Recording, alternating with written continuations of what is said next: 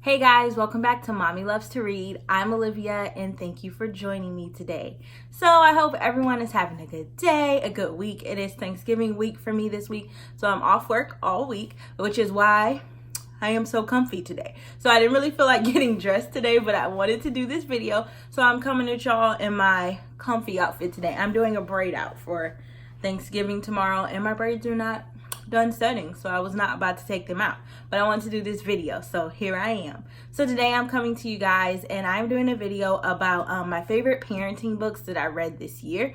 I came up with this idea because I was on Facebook the other night and a friend of mine was asking recommendation for parenting books, and I was like, that sounds like a really good idea for a video. So here I am. So I have 4 books to share with you guys. I don't really have categories, but 2 of them are gonna be were really simple reads, and the other 2 go a little deeper, which I'll explain that more as I'm talking about each book. But yes, I will go ahead and jump right into it. Another thing is, even if you are not a parent, I think these books will be good for you, even if you're like a teacher, maybe you work with kids, or you have people in your life who are parents. These books I feel like will be helpful to them. Each of these books kind of were helpful to me in different ways and in different seasons.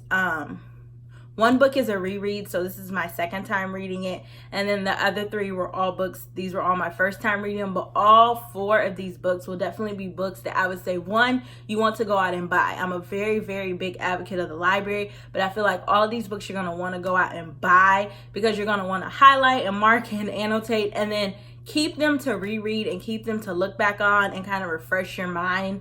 You know, every once in a while we all need a refresher. So yes, let's hop into it. So the first book that I would recommend is called No Bad Kids, and this is by Janet Lansbury. It's called No Bad Kids, Toddler Discipline Without Shame. So obviously this book is geared more towards toddlers, but even some of these things in here was very helpful with my 4-year-old. So I originally read this book when I had my daughter, and she was maybe 1.5 when I picked this book up. No, she was older because my twins were born. So she was like 2, and I read it and I completed it. This was really good. I kind of read it as part of a book club with a couple other mom friends. And then this year I reread this. So this is my second time reading this book, and I don't know if y'all can see, but I love this book. It's actually kind of like falling apart. That's how much I read it. So it is really good. I definitely think you should pick it up. Janet Lansbury does a really good job. One thing that I like about her book, it's a really short read. It's less than 200 pages. It's 160 pages. Like from start to finish, it's 160 pages. So it's a very short book and it gets straight to the point. I love this book. It doesn't really have a bunch of fluff, a bunch of extra stuff. It's like, okay, you're having a problem with your toddler hitting. This is what is maybe causing it, and here's what you can do. You know, your kid's biting, whatever it is. And so I like that it's straight to the point, because as a mom, you don't really have a lot of time always to read. So this fact that this book is really short is like why I really love it. And this is probably the book that I recommend the most to people. Whenever people are like, oh, Olivia, what kind of book? I'm like, go get this book. It's really good. Like I said, it's a really short read and it's awesome. And she also has a really good podcast. It's called Unruffled, and I love her podcast too. I listen to her podcast and I really, really love this book. So like I said, if you're looking for a really good book, a really short book that's going to be informative and really help you out and kind of just give you some tools in your tool belt, this is one I would suggest. And like I said, I have read this twice, and every time I read it, I kind of gather something new, and there's things that I didn't see the first time that stick out to me the second time. So yes, I would definitely recommend this book. I got this off of Amazon, I want to say. So yes, and I'm pretty sure you can find this at your library. Like I said, I did not get it from my library because I knew I wanted to like highlight and write in it and things. But if you just want to kind of check it out to see if it's something you would like, check your library. I'm sure they will have this. The next book that I got, this was my first time reading this book, and it's called Buddhism for Mothers of Young Children. Sorry, I read that wrong. Becoming a Mindful Parent, Buddhism for Mothers of Young Children. And I really, really love this book. It's not as short as the one by Janet Lansbury. It is, well, it's not super long. It's less than 300 pages. It is 234 pages. But the one thing that I like about this book is the chapters are pretty short. And once again, this is another book where it's kind of quick and straight to the point. It doesn't have a bunch of extra fluff. It just kind of gives you tips and pointers. And this book I like a lot because it, unlike the other book, it doesn't really talk about like, oh, if you're having this issue, here's what could be the problem. It's more just like tips and tricks to kind of help you along in your journey in mothering. I feel like it reminds you a lot to just slow down. I feel like one of the questions that it talked about in here is like, to see things from your child's point of view. Sometimes as a parent, you get a little annoyed when your kids are like, oh, what is this? What is that? What is, all day long. But you have to stop. Remember, I have been in this world for 28, almost 29 years. So there's certain things to me, it's really not that big of a deal. I'm like, I see bugs flying around all the time. But to my 2-year-old, the fact that they just saw a ladybug on the ground, that is a really big deal. Like, this is their first time seeing it, and it's fascinating and it's amazing. And sometimes if I just take the moment to stop and get down on my hands and knees with them and watch that ladybug, it does something for me too. And it kind of, one, makes me appreciate nature and like all that it is and all that the earth gives us, but also it causes me just to slow down and be in the moment. And that's one thing that this book really reminded me of, just to be in the moment. Sometimes we just need to stop, take a deep breath, and just be in the moment with our kids. And sometimes just being in the moment can calm all that craziness. And sometimes really being present and in the moment that can stop a tantrum right there, because we're like being present and really like living that moment with them. So that's why I really, really like this book. And even if you're not Buddhist, I'm not Buddhist, but this book was just like really, really good to me. And this is definitely one where you're going to want to buy. I did highlight and write in here. I don't know if you can see, you probably can't see that well because I use mostly pen instead of highlighter, but it's just like really good. It's just really good. It has so many good points in there. I'm trying to find something. I'm trying to find a point that I really like. Let's see.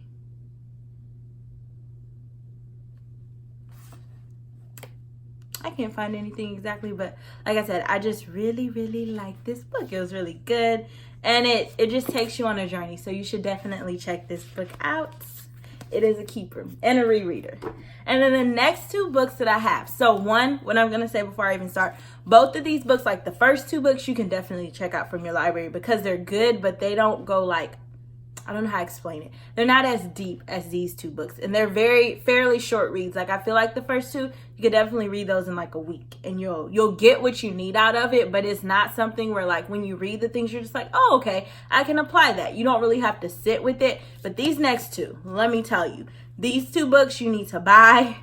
You probably need to, when you sit down to read these, you need to have highlighters. You need to have your little sticky notes. You need to have everything, because these two books here, let me tell you, they are not quick reads. I'm not even going to fib to you and tell you that. I am kind of like a fairly quick reader, I would say. I read pretty quickly. These two books each individually took me over a month to read. Like anywhere from a month to a month and a half. And not because they're not good. It's because these books go so deep. There was so many times like I had to stop reading, put the book down for a few days, put the book down for a week, and like process everything that was going on, the feelings and the emotions that were coming up. You know, when we become parents, our kiddos do not come with a parenting manual. And sometimes we don't know how we're going to deal with the situation until it happens. And a lot of times our kids will do something and we react in a way. And you're like, why am I reacting like this? And you don't even realize that what your child did, it triggered something inside of you, an issue that you had that you didn't even know you weren't healed from. And because you didn't get your proper healing, now you're like freaking out on your child. And it had nothing to even do with what little Susie Q was doing. It's the fact that mama needs to work on herself. So yes, the first book I'm going to talk about is called The Conscientious Parent, Transforming Ourselves, Empowering Our Children. And this book is by Shefali Tasbury. This book is really, really good. Like I said, it is not an easy read because it really goes deep, but I you need this book. Like, if I had to say get one book out of all these books I'm showing you, get this book. Get it, get it, get it. This book was amazing. I'm so glad I read it. It really, really was transforming and informative. This book really focuses on, although it is a parenting book, it focuses on you more than like what your kid is doing. Like, oh, your kid is doing this, here's the way to fix it. This book is more like, no, your kid is doing this. The reason you're reacting is because it's triggering you, and this is what you need to do. This book really makes you stop and look at yourself and say, how can I work on me in order to be a better parent? Like, for me to be a better parent, I got to heal Olivia so that I could parent those 3 little people. So yes, it's a really good book. This book has so much. I don't know if you guys can see, like I said with the other one, but I have like whole, if y'all can see that, whole pages, whole sections where I have highlighted, and I have like just, went to town on this book. It has so many good chapters. I'm going to read to y'all like a couple of things I just like highlighted and that stuck out to me. The first one says, life is to be experienced, not fought against, run from, or engaged half-heartedly. Though we may wish to make changes in the future, to be conscientious is to be with an experience as it's unfolding, rather than thinking about how we would like to change it. Take charge of our life so that we alter the quality of our experiences in the future. Alter our experience in the future comes after an experience. What else? Oh, it says life doesn't happen to us, but happens with us. Neither does our children's behavior happen in a void, but is a response to our energy. This means we have much opportunity to influence how our children turn out. While we are quick to teach them to impose negative evaluations on reality, few of us teach them how they can experience reality for what it is. The fact is, children learn how to relate to their experiences from how we relate to our own. Like, did you hear that? That's so deep. And that's just like part of it. Like I said, this book, I don't even know how to put it into words.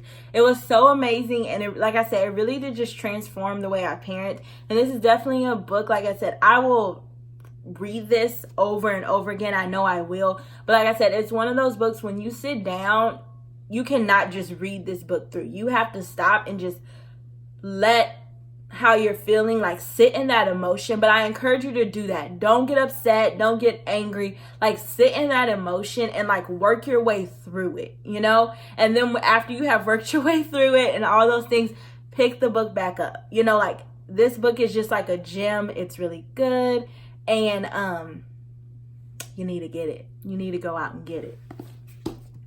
And then the next book, well, the last book that I read this year that had to do with parenting is called Spare the Kids, Why Whooping Children Won't Save Black America. And this is by Stacey Patton. This was another book that, like I said, is not a quick read. It's not an easy read, but it's a read that you need to read.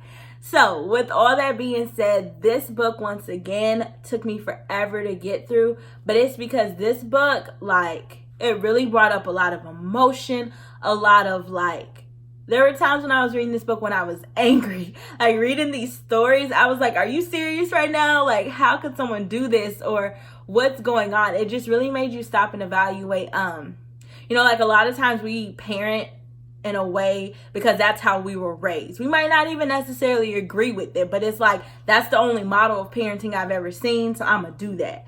But this book really makes you stop and think, like, why do I parent how I parent? Like, what is this particular what am I trying to say? What is this particular thing rooted in? Is it rooted in like, this is truly what I believe? Or is it rooted in, that's what my mama did, and that's what her mama did, and that's what her mama did, so I'm gonna just do it. I don't know why I'm doing it, but I'm gonna just do it because that's what everyone does. And this book really makes you stop and think, like, no, if we want to break generational curses, if we want to be the change we want to see, we got to start with ourselves, but then we also have to start with this next generation, And so this is another book that it goes deep, but it's so good, and it really makes you stop and think how things like spankings and things like that, how that even started. It wasn't even something, obviously this is it says won't save Black America. It's not even something that started with African American parents or, you know, spanking their kids. This is something that was like rooted in slavery and something that happened when there was masters and things like that. And it was a way to keep the slaves, you know, in check pretty much. And we as people have continued that behavior, not even knowing like the point of it. There was even like a part in here where it was saying how okay guys, so I found that part that I was talking about. So on page 73, and this is Spare the Kids, it says, having my child act right is my social currency. My kids act right, it looks good on me. They don't want to look bad in front of white people. When you don't have money, what's the next thing that gives you identity? Your children. She goes on to explain that when you're beating your kid, you're beating something out of them that's intrinsically them. Their assertiveness, creativity, wit, personality. People think it's strange that our boys are out here killing each other, but it's not, because they've already been deadened. And like beside that, I wrote, you're killing their spirit. And then there's another part. This is talking about when you're spanking like boys. This is about all children, but this particular section was about boys. And it was saying,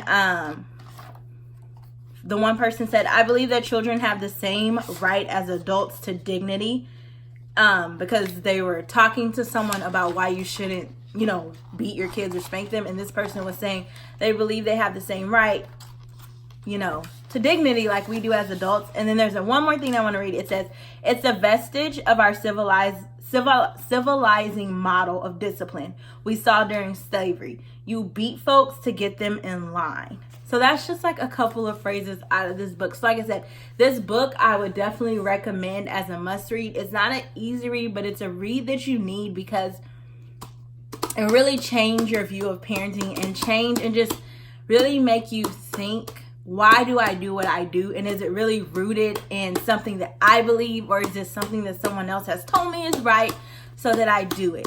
So yes, these are the 4 books that I have read. Let me know if you guys have read any of these books. If you plan on going out and getting any of these books, and just what's your thoughts. If you want to start a conversation down below about your favorite parenting books. Also, I don't think I said it in the beginning of the video. I'm probably pretty sure. I don't know if you can gauge from the 4 books that I showed you, but if you're just wondering my thoughts on parenting, I practice more of like a gentle, positive parenting. I don't spank my kids. We don't do that in this house. And things like that. So like if you are someone who's trying to go on a journey of just being more like of a positive or more conscientious parent, let me know. We can definitely start a conversation down below. And yes, I hope these books have been insightful and informative. And if you have any books that you have read this year that have really just done something to you parenting book wise, go ahead and let me know. I'm always down for a good self-help. Self-help was kind of like next to like fiction and nonfiction. Obviously, I feel like everyone likes those. But self-help, that is like my jam. I love a good self-help book. So yes, go ahead and check these books out. Like I said, these are books that you can read over and over and over again. And you know, parenting is hard. Like I said, little people don't come with manuals, and we're learning more and more every day. It is a journey. I like to remind people. And one thing about a journey is it's never ending. It's not like a destination. You know, when you're on a journey, journeys go through ebbs and flows. So there's sometimes when you're going to be on top of the world because you're like, I got this. And there's other times where you might be like, I don't got this. I need help. Send the troops in. And so it's nothing wrong with that. It's nothing wrong with like saying you need help and getting that help you need. So just remember that parenting is a journey, not a destination. And until next time, guys, I hope everyone has a good day. I hope you have a good rest of the week and finish out the year strong. Thank you for joining me. Bye.